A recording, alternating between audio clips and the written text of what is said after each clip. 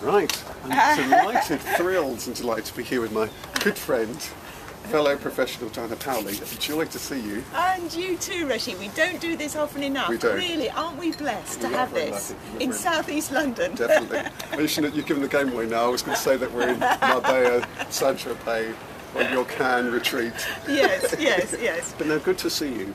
And I just thought it might be good to chat a little bit about our work, your story, the work that you do, and so on. So where to begin? Where to begin? Yes.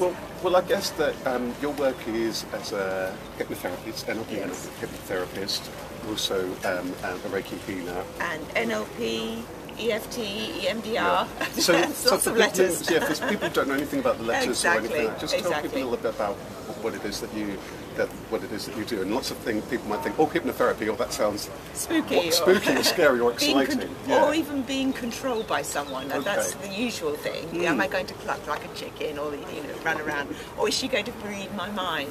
Is she going to find out all these secrets I've held? So what is it then really about, and how does it help people? I think the key part of that word is therapy. It's about helping someone to achieve what they want to achieve that they haven't been able to achieve on their own. Yeah. That's the fundamental part of it. We've got stage hypnosis, but I think actually we're seeing less and less of that these days, which is about entertainment. Now this is much more about two people, one person saying, I've got this habit, I want to break it, can you help? And quite often, one session will do it. So people have all sorts of different challenges. I guess the common ones are things like people wanting to stop smoking, or perhaps they feel they drink too much, or that they're having really some problems with some of the foods that they're eating, or other phobias, and so they come to you. Yes. And with alcohol, it's so much part of our culture to drink alcohol. That's the challenge. So it's not like with smoking, they say, right, I've got to stop smoking, and it's at the end. But with alcohol, it's more about moderation, to be able to keep with society's culture of appearing to fit in, be normal, have a drink, and yet keep it under control. And I'd imagine that that's going to be the case with so many of the things that people come to you. I guess that lots of those things aren't necessarily themselves problematic, but if it's becoming a problem for that particular individual. If the person's feeling controlled by that habit, then it's just got out of hand. And we can say, certain nights of the week are alcohol-free.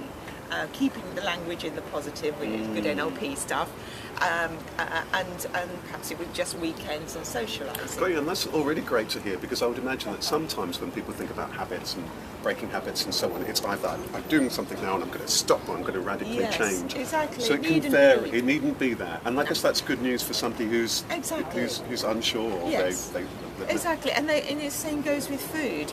Initially, someone who's got a real craving, the feeling like it's an addiction to something, whether it's chocolate or whatever it is, then what we'll first do is eradicate that craving, so that they can look at the food and it's just an item on a supermarket shelf, disconnect completely. But then that can be reintroduced subsequently on a take it or leave it basis. Well, this is very interesting, because I was going to ask a little bit about how it actually works. So it sounds as though it's about changing people's relationship to what it is that they actually do. Yes. So for those people who don't know anything about hypnotherapy and so on, and they might just know, it's got something to do with my subconscious and so on, just in layperson's terms, how does that process actually help? Because I guess the perception from the outside is that, 1 minute somebody's one person, the next minute something else is going on. Can you just tell us a little bit about that? Well, think of the mind as a bit like a polo mitt.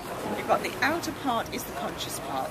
So that's the stuff where we're all aware of what we're doing. And it's when you think, I really want to stop smoking, but I just can't do it. It's the adult in us, it's the logic, it's the reasoning. But that's only about 10% of the mind.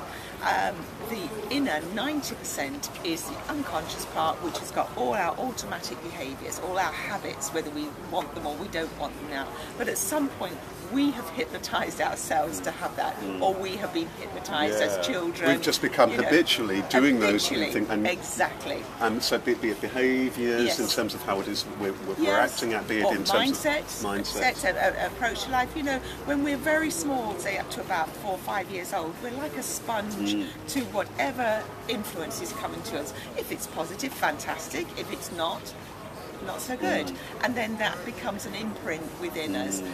But if I describe it to people as like a record you're sick of, if you want to change it, it's your. Think of you as the record player, and this is just a record. We can take that off and put another record on. Got you. And I think what's really interesting about that, when you're talking about the habits and good and bads, I would imagine often the good and bad is depending whether it is good or healthy to you or good and healthy to others, and that the good and bad isn't necessarily, because I think that's sometimes where people get so stuck, isn't it? I shouldn't be doing this, I shouldn't be doing that. It's about that mindfulness of what actually works and healthy for us and for others. Oh, that's fantastic. Thank you so much. Excellent. Thank you very much. Like I know you said beans or tomato, but actually veggie has less. That's looking good. So you might as well have both. Oh, that's really kind. Thank you very much. I'm looking forward to it. You know me too well. Enjoy. Would you like anything else? Oh no, we're all sorted. Thank you very much. Tap water maybe? Oh no, I'm all sorted. I'll have a glass of water. Yes, please. Thank you. Fantastic. So then here's my help. So not too bad in terms of after you've done all those 40 lengths just now, I think you deserve it, Richie. So tell me a little bit about how did you get involved? I mean, in this, I'm lucky to know a little bit about your remarkable story. I mean, for those people, it's not the typical kind of job. And actually, your first job was far more a typical job, isn't it? Your first career was in HR management and so on, typical corporate kind of lifestyle. Thank you. Thank you very much. I'm curious to know, how did you go from this very corporate lifestyle, the kind of stuff we'd recognise, to all sorts of challenges, addictions, problems, habits, and so on. Tell us a little bit about your story. Yeah. Well, if you think about it, HR is working with people, trying to get the right answers, trying to get people into the right jobs, or to move people to work for the employee as well as for the management. That came to an end when I had my third child. Actually, I ceased to be in retailing and went managing children, 3 children, and a busy lifestyle. That's all about managing and working to get the best answers with 3 hectic lifestyles, children. But then I went down with ME, chronic fatigue syndrome. I had a series of operations. I had 3 operations in a 6-week period for precancerous cells. I had followed by a hysterectomy, a 4th operation, and without the proper convalescence, a busy family lifestyle, not the right support, I just went down. Yeah, that's really full on in such a short period of time. To have all of these things go on. I mean, it must have been. Yeah. I mean, tell us, what was that time like, and how did you cope? Yes. Well, in the end, it meant leaving the family home, unfortunately, because there was such a stress in the family. Not everyone could cope with ill health, and I'd gone from effectively superwoman to a sick woman. Yeah. And had that been the story, had you been very much the kind of person, because you strike me as the kind of person who's always doing this and this and sorting out the world and everybody else and so on, then suddenly... Yes. I needed someone helping me, and it wasn't there. Right. So in the end, it was a case of having to leave, and had a carer, wheelchair. It was a very low point for a semi-recluse for a couple of years, seeing the children only one evening a week. My ex-husband didn't like the idea of me leaving, and so anyway, once the divorce was over, then recovery could start, and well, as you can see, I'm very fit and healthy now, doing charity runs every year. Well, how did that, what was the moment where things kind of changed? Because for a long period of time, obviously the convalescence just had to be the priority. How did that shift happen? How did you begin to get back to health? Tell us a little bit about that. It's a combination of no more stress. Yeah. You have to remove stress from your life if you're to recover. Yes. You cannot have stress and heal. Yes. They just don't go together. Yeah. The body has to be congruent. Yeah. The mind, body, whole thing has to be congruent.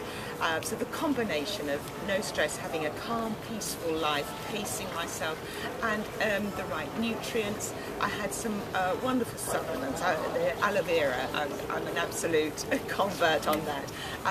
So that was cleansing. Tell us, for those who don't know about aloe vera, what's the... Drinking just a shot of it every morning on an empty what's stomach. the root of it, that aloe vera? It looks like a cactus plant, but it's actually part of the onion and garlic family. Okay. And we know of garlic as being nutritious, helping us with colds and flu and all that sort of thing. So think of the goodness from that. Onions are actually beneficial, very beneficial for us. So think of it in that family of wonderful things. It's got a cocktail of about 80 nutrients in it, amino acids, enzymes. It's really a wonderful thing. And so just having a shot of that in the morning, and bee pollen for energy and stamina. And so did you find these out? Had you researched them? Had people told you a little bit about that? A friend recommended I try it. And I did find, because the other thing was I'd been put on maximum dosage antidepressants as well by a well-meaning psychiatrist. So the combination of all the things that I'd gone through, I was really so dumbed down by all of that. But with there's a feel-good factor within the aloe vera. Yeah. And so I basically brought myself down from the antidepressants and up on the aloe vera. And gradually started to feel more like meeting people, getting out, walking, and then a year or so later, I went in for a 5K charity run as being, if I can walk, even if I only walk, but get to the end of 5K, then I can tell myself I no longer have it. Well, wonderful. Well, when we come back, because I'm going to probably pause this and allow you to have a look between, it'd be good to talk about how then they're working with people through becoming a hypnotherapist, training, becoming a hypnotherapist, and now helping people to make those shifts, because I guess what must be extraordinary is that you see people pretty much as low as they can be. And I think there's also something powerful about either when you've been there or when you deeply understand that, or when you've worked with. I don't connect with them at that level. Like that. Very that level must be very powerful, because very often the shifts that people are probably trying to make are major shifts, and so there's something about that connection. Absolutely. Must be very powerful. I'm going to let you have a quick bite to it, and then it'll be good to talk a little bit more. Yes, enjoy our lovely food. Yeah, looking forward to that. Excellent.